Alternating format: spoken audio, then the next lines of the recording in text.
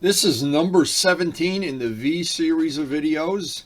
The V indicates 3 restorations that we're doing at the same time for Vlad. This is number 17. They're in sequence for people that follow along or want to follow along. Now we try to post up a video almost every day or every other day, depending on how busy we are. And we do total restorations. In this case, we're working on 3 at the same time. Mostly custom paintwork, show quality paintwork, unique designs that we come up with. They're one of a kind. And I've been painting for over 60 years, and I try to pass on what I've learned, mostly the hard way, on my video channel. Now today's project is we want to get some clear on those Buell Fairings. We hope it's going to warm up a little bit after I have coffee and feed the birds, but it's really cold right now. And this time of year, you never know when you wake up. Every day is a surprise. And to be honest, I like it that way. But we're waiting. We're going to give the fairing for the BMW an extra day up by the heating vent to dry. And that's going to make it such a nice difference when we go to buff it out. Today, a good painting day. I'd like to spend it, get the clear on those Buell Fairings, and then they can be sitting curing the paint while I'm working on the BMW. We're always playing musical chairs. We're doing 3 projects at once. And it's challenging. Yeah, it's been a long winter, and pretty soon our fish are going to be coming out of hibernation. Very soon.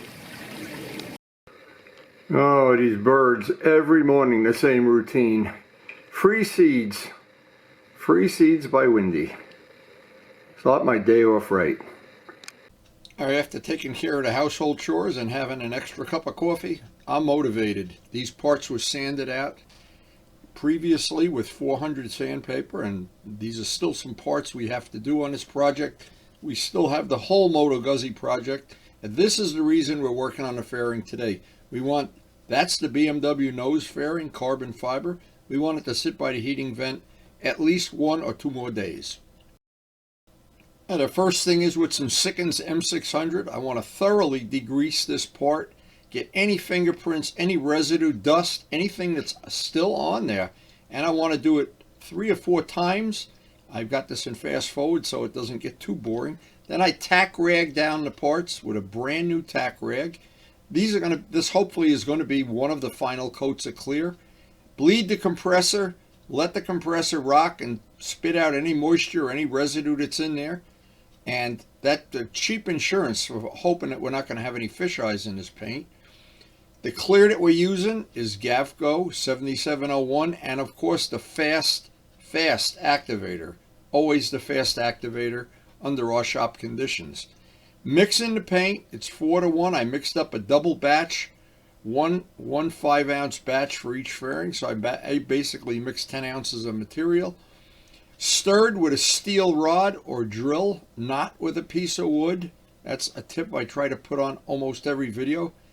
And seal the top. I always like to seal the top so in the middle of spraying over something I don't wind up with a drip. These guns from time to time do drip.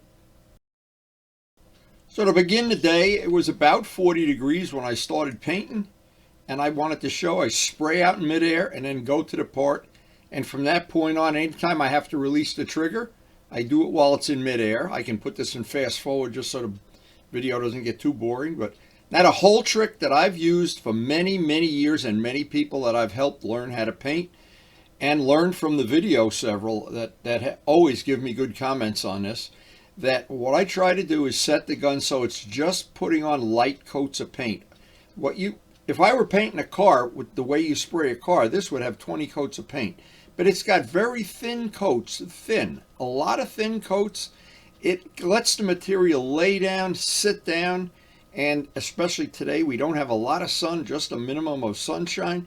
So I'm trying to candle it as I go along. I'm trying not to miss any spots, not to miss any of the edges, any of the corners, the edges, the little grooves that are in this part. And it just takes time to put on a lot of thin coats. But as soon as you see them start to lay down, and if you look at the quality to finish now, I wanted to get a lot of extra paint up on that stencil, that horse, and went back and forth, over and over.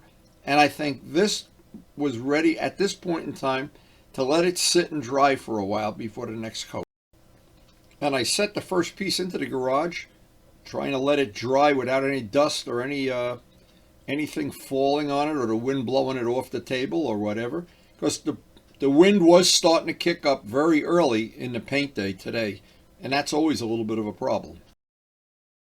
At a second side, I could see right away this paint was going to lay down beautifully today, and it's always worth waiting for a good day, but you can see from looking at the video, the wind was starting to kick up, so I had to be real careful. In fact, I think somewhere on this video there's a little spot where the thing started blowing away and I had to stop.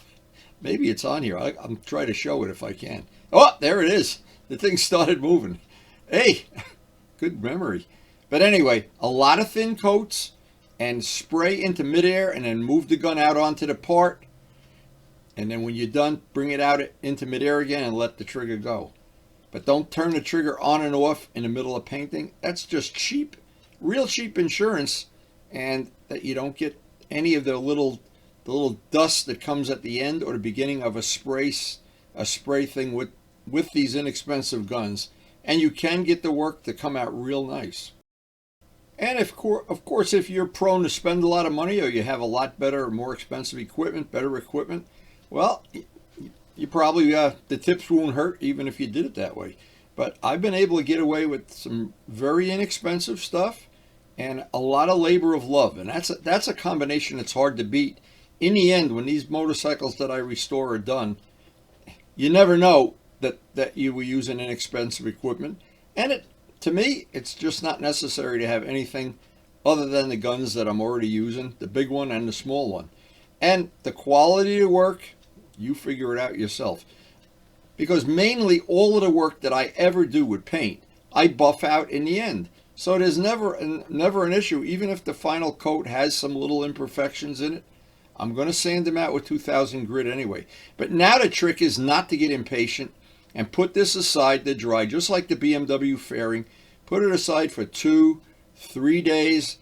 Then, whether it's warm out or cold out, the heat is on in the house, putting it up by a heating vent, it'll stay out in the garage for a full day, and you can see the reflection on that paint.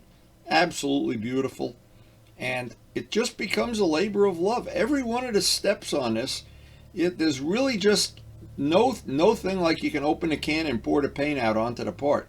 Every step of it is labor intensive, but as I always try to emphasize, at the end, when you have restored a motorcycle yourself, you're probably going to keep it, like I do, for the rest of your life. You'll be married to it for sure.